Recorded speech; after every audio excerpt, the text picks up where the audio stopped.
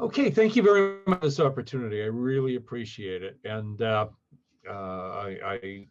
love the concept of if we only had 25 hours to a day.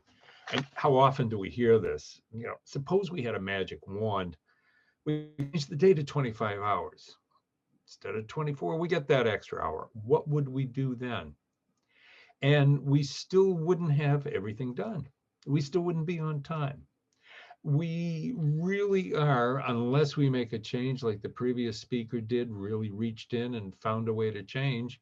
We're much like crystals. Every layer we grow the same. We do the same patterns every layer, day after day. We'd probably use that extra hour the same way as we used every other hour. We'd finish a few more things, but we'd take on more. We'd leave more unfinished. Now, we get an extra day every 4 years in February. What do we do with it? Of course, last year was different. Every 4 years, we get an extra day. Do we do anything different to take advantage of the extra day? So what's going to happen? We get 25-hour days. Is next year's TEDx topic going to be 26 hours? We will continually look for more and more. We never have enough time.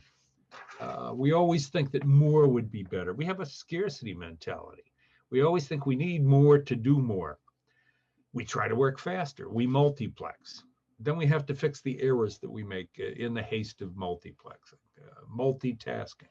Try unitasking a little bit. We try to stuff more activities into each day. We have to really face the basic facts of life. The cruel hard facts of reality. If there's no change, there's no difference. Now, we can't slow the passage of time. We can't change physical laws governing what we do. There are going to be certain limits. We just can't make it happen. We can only change ourselves. And that's part of the key. As we look at time, we really look at time backwards. We're always looking backwards. We're looking at elapsed time. 24 hours, a measure of elapsed time. What time is it now? It's almost 14 hours after midnight. That's how we measure time on the clock. We focus on what's happened, and it's rather like running forward while looking backward. Sooner or later, we're going to end up meeting the consequences of that. Now, if we measure time by, we do measure time by events that have happened. I mean, that's the nature of things. And we really have difficulty because we can't measure by what has not yet transpired. We do planning. We try to establish some idea of what we're going to do. But we do need to look forward. We need to look towards the future. We have to be looking at what is the purpose? What are we trying to achieve? What are we trying to be? So there's many methods for looking at time and saving time. There's the axiom, you can't manage time, you must manage your use of time. Now, these are too broad to be useful. Most methods provide a large number of guidelines. Do this, do that, do this. I'm going to focus on just 3 that will make a difference. One of them is recognizing process. Now, we're looking at our sack of beans here, but process is really, it ends up a balance of input, output, expectations, and realities. You put too much in, it's not going to work the way you expect it. You try to do too much, you aren't going to get it completed. As a matter of fact, you're going to reduce your ability to complete things that are important. So what's the capacity? What happens if you don't do it? What is the worst thing that can happen? Learning to say no because you have a bigger yes is a phrase that I love from Stephen Covey. We all have difficulty. All of us work very hard. We want to do things. We always want to say yes. Learning to say no is a hard thing, but as long as you have a bigger yes, is there something more important that allows you to limit what you take on, what you try to fit into that 24 hours? Now, the second item, first is process, understanding constraints. Second one is measures. How are we measuring what we do? Well, one of the big things is measuring success. First speaker had mentioned success. How do we measure it? And each one of us is going to measure it differently. And that's why these detailed rules sometimes are difficult to follow, because we each have different ideas of what's successful.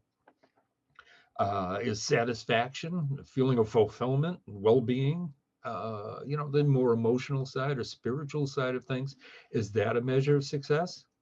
Or is it wealth? Is it power? Is it efficiency? Uh, Looking at a future career, what's more important to you? Do you want to make more money, or do you want more people reporting to you? And then we come to the concept of purpose. And this is really the key, the crux. Why? The first one was what are you going to do? The first is how are you going to do things? The measures are, what are they? How are you going to measure them? And the third one is why, the big why. And my recommendation is look for what I'd call existential outcomes. What will it be when it's done versus what will it do next, or what do you have to do next? What will I be after I do this? Not what's my next step. Why are we doing this thing? So let me give you a little illustration. Very interesting. Some work has been done, reported in gerontology journals. There's been 5 geographical blue zones identified in the world. And these blue zones, the title that was given to them, very high populations of super centenarians, large number of people over 100 years old. Okinawa, Japan, to name 2 of them. Now, there's some common features of their lives. There's healthy diets, there's physical exercise, social engagement. But one of the primary features that's common to all of them is purpose. Now, the Okinawans call it ikigai.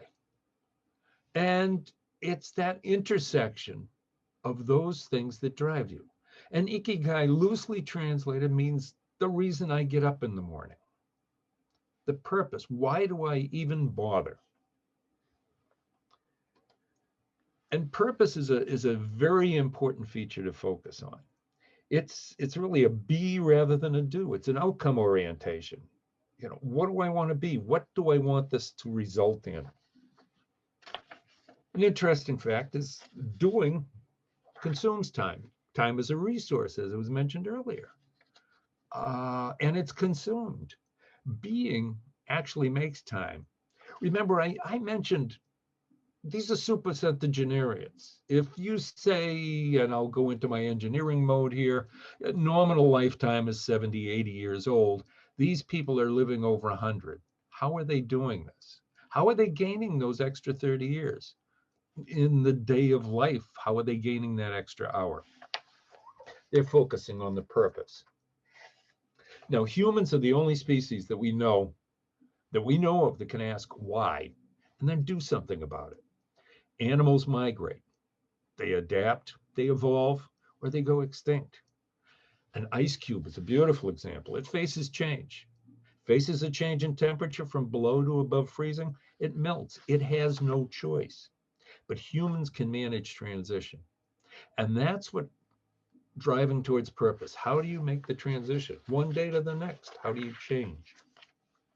So just a short journey into 3 important things that can make a difference in really doing 25 hours in terms of successful measures, 25 hours of achievement in 24 hours of daytime. My conclusions, I'd ask, who do you feel greater respect or feel more comfortable with? Somebody who's always busy, someone who's always behind, or someone who has time to sit down, to contribute, to listen? Someone who always delivers what they promise and when they promised it. And what would be more personally satisfying to you? What would build your self-esteem? Being constantly late and under time pressure? We all feel that. Or feeling accomplishment and freedom to build on accomplishments. Have that freedom to build, to do something else. Generate a future. So what kind of next steps can we do? And perhaps 3 things you can do next week. And don't consider all 3, start with 1 or 2. Just identify one situation or write down a situation where you can plan to go, no, I'm not going to take that on because I have other things to do. You can move it to a later date. But no, I am going to limit so I can use my capacity. Identify, write down a measure of success professionally or personally. The best way to do it is perhaps try doing a scenario. Where would I feel successful? And what are the features of that? Identify or write down 1 or more items for 1 or more of these. What makes you happy? And this comes from the look up Ikigai. 1 or more of the aspects of Ikigai. What is important in the world, in your world? What do you perceive as important? What skills do you have? And what jobs or careers are out there? Just 1 item next week. And if you do this once a week or once every other week, over 4 or 5 weeks, you're going to start ending up with a list of people, list of items that is going to form a pattern, and it's going to help actually start guiding you into a way to purposefully addressing that 24 hours and turning it into 25. So I thank you very much for this opportunity. I hope I've been able to give you something that perhaps you can use next week. If you can use it in the distant future, I'm glad to be of help. Thank you.